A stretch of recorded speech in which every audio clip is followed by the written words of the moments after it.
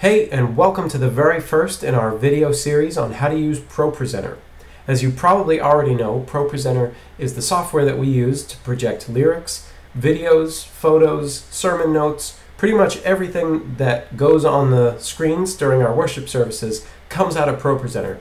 So I want to spend just a few minutes and give you a little tour of the interface. Starting up in the upper left-hand corner, this is the preview window, and this shows you whatever is being shown on the screens right now. Below that, we have our library. This is where all the songs are kept. It's searchable. You can type a song title into the search bar here. You can also just scroll through and find what you want in alphabetical order. Below that, there's the playlist, and we see a blank default playlist, but we also see this one that I've gone ahead and set up. This is for an upcoming service, and you noticed if I click on that, to the right of it, you see the list of everything in that service. And some of these are just placeholders to tell me what's going on. You see there's a prayer here. There's no slides attached to that. It's just there so I know where I'm at in the service.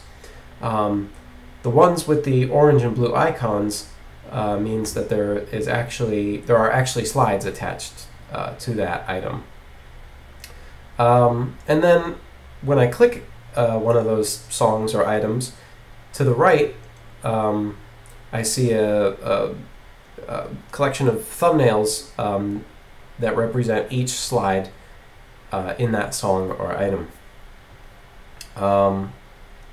Let's go back to the first item in our library, which is "'Tis So Sweet to Trust in Jesus." All of our songs have each section is color-coded. I don't know if you can read this. The text might be pretty small, but this is verse 1, chorus, verse 2, verse 3, and verse 4. Another thing that you'll notice is there's a blank slide at the beginning with just a background attached to it. And once I click that, then that background will stay up for the entire song as I click through the lyrics. So it stays behind the text, unless there were to be another slide with a background, and that background would take the place of this background. And then at the end, there's a blank slide that will clear the text again, but you notice it does not clear the background. That stays up. And it will stay up until, like I say, either we hit a new background, or I can use this button up here called Clear All, and that will clear everything. If I had text up there as well, it would clear that too. The next button up here is called Clear Slide, and that will just clear the text but not the background, and that goes like this.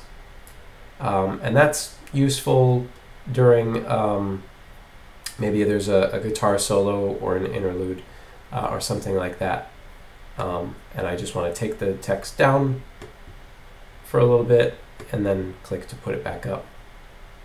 The next button is Clear Background, and that does the opposite. It will clear the background while leaving the text. And last but not least, there's a button that says Logo. You can load the church logo or any other sort of standard slide that you want into that slot. Most of our campuses haven't taken advantage of that feature. It's just not something that we typically use, but it wouldn't be a bad thing to have every once in a while. Be able to just click that button and bail to just the logo or something. The next button up here on the toolbar is New, and as you can imagine, that lets you create a new item in your library. And I'm not going to get into that right now, but that's where that is. Next is Props, which we don't really use. It's not something I've ever needed, so it's not something I actually know too much about. And you don't need to know too much about it either. Next we have the editor button, And if I click a slide and click the editor button, I'm taken to a window that's not unlike PowerPoint. And I can double click here. I can edit my text. My computer's running very slowly because I'm recording this video and using ProPresenter at the same time. And now that that's done, I'll just delete it. Once I've made the changes that I want to make, I can just click this X to go back to my main view.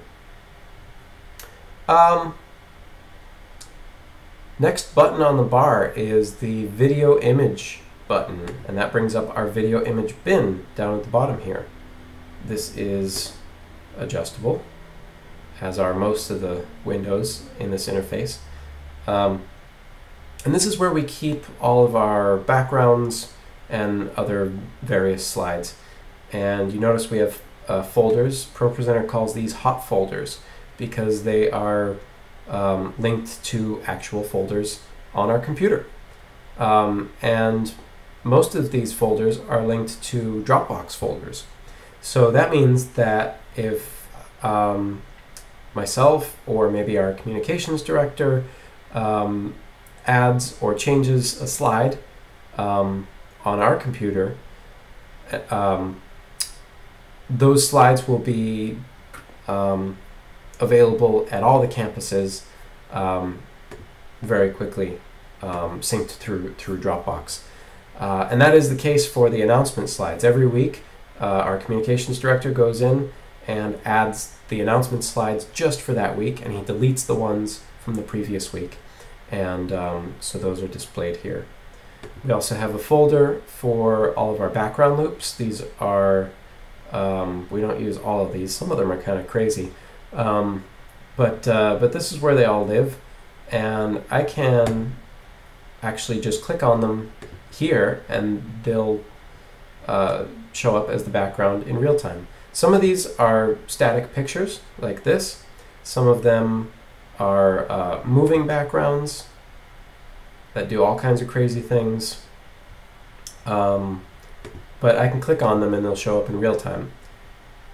If there's one in particular that I really want to use for this song, "'Tis So Sweet," I can actually just drag it right out of here, and I can drop it onto that intro slide, and now I have it attached to that song ready to go. Also in the video image bin, we have a folder for our intro slides, which are the looping slides that you see at the beginning of service as you're coming in. We also just have a plain folder of solid colors. So if it's more of a traditional service and you don't want to get too wild, maybe you just use a solid background. Next is this week's media folder. And we use this folder a lot every week for all of the any videos that are going to be used as part of the service will be in this folder.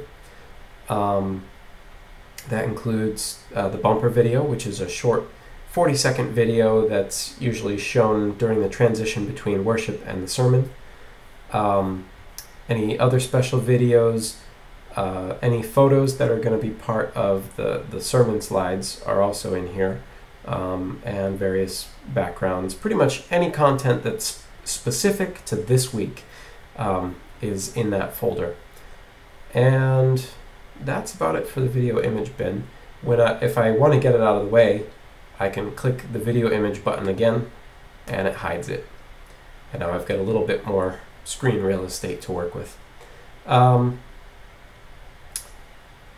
thing that I'll point out is if you don't like the size of the thumbnails, if you find them hard to read, there is a little zoom bar on the bottom right, and so you can zoom in or you can zoom out. Also, we have a bar here called the format bar, and this is similar to what you might see in a word processor. We have fonts, font size, color, justification, alignment, shadow, outline, and then the settings, we can click here to go into the detailed settings for shadow and outline, and apply to all. None of these we use too much because we've already created some preset templates, and we pretty much use the templates for everything rather than making individual changes using the format bar. But I just pointed out so you know it's there and you know what it is. I can also hide it by clicking the format button up here. That will show or hide the format bar.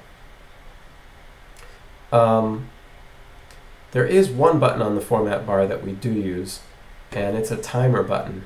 And I can select a bunch of slides by hitting select all.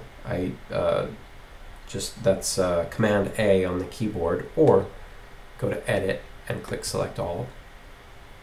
And then I can apply a timer to these slides. Let's put a 1 second timer. Now I can click the first slide and they will automatically scroll through at 1 second intervals. Now, you wouldn't typically do this for a song, but we use this feature for our pre-service slides so that they loop automatically. I'm going to go ahead and undo what I just did there. And that does it for the format bar. Let's go ahead and hide that. The timeline is another feature that we don't really use. I think looks like you can sync up audio with pictures.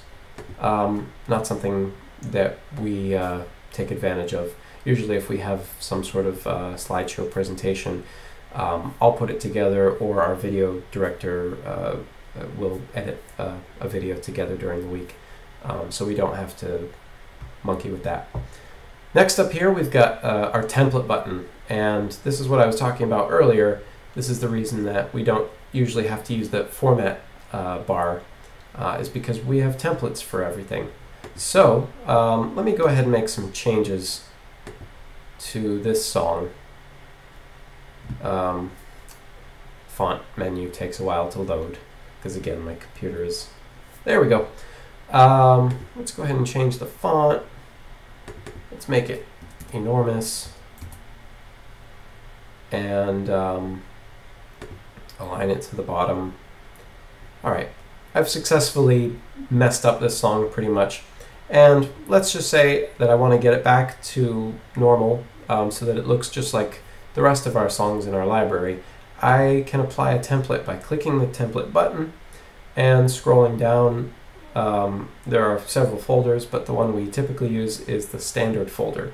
And in the standard folder there's one template, and that is our standard template. And you see it puts all the slides back just the way they were before. Next is the output button. Now if I had a projector or a TV or an external screen attached right now, this button would toggle on and off the output. Let's say I wanted to blank out the main screen and maybe make some changes in here without them being seen. I could turn off the output. Just don't forget to turn it back on. Lastly up here there's a volume, which I recommend never touching because there's already a volume built into the Mac operating system. And why have two volumes? That's just confusing. If you start messing with this, you may go to play a video and you won't hear any sound and you'll be wondering why, and it's because somebody turned that volume down on you. Always keep it up all the way and it will avoid that problem. The last button on here that I want to talk about is the song select button. CCLI, which is the company that licenses the use of all of these songs and song lyrics in churches, has an online database of chord charts and lyrics, and that's where we import all of our lyrics from. ProPresenter integrates directly with Song Select, so when we want to add a new song, we don't have to manually type it in or copy and paste. We can actually go to Song Select, and we can search for a song right here. And when we click, it shows us the lyrics so we can be sure that that's the one we were looking for, and we can import it into our library. There's a few other buttons up here, none of them which we really use. Bibles, you can grab scripture verses and things like that. We don't need to do that because I pre-make the sermon slides, and the teaching pastors send me their manuscripts, which has their exact scripture text on it, and I just copy and paste out of that. That way we avoid any embarrassing situations where the slide has one translation and they're quoting a different translation. So we don't use the built-in Bibles. DVD feature, this allows you to rip video off of a DVD and play maybe just a section of it. Not something we do during our worship services, but that is a feature that some of our ministries use, like Bible studies and Alpha and things like that. Sometimes take advantage of that. Twitter we've used for conferences once or twice, where you can display a live Twitter feed, and actually you can make it completely live, but that's a little scary because you don't know who's going to post what. You can also filter it and set it so that somebody has to approve whatever's being shown up there. Again, not something we really use on Sunday, but it is a cool feature. And the last button that I haven't talked about is the live video button, and this, let's see if it is configured. No, I don't have it configured right now, but it would allow me to set a video input, like a webcam or an external camera, and I could just click that, and it would display the feed from that camera. I think that pretty much covers it. There are a few buttons down here at the bottom that I haven't talked about yet, but I think we've hit on all of the basic features of ProPresenter, and hopefully I haven't scared you off, and you'll stick around and watch the next video in the series. I hope you enjoyed this. If you have any questions, you can email me at treader@grace.org. Thanks for watching. See you later.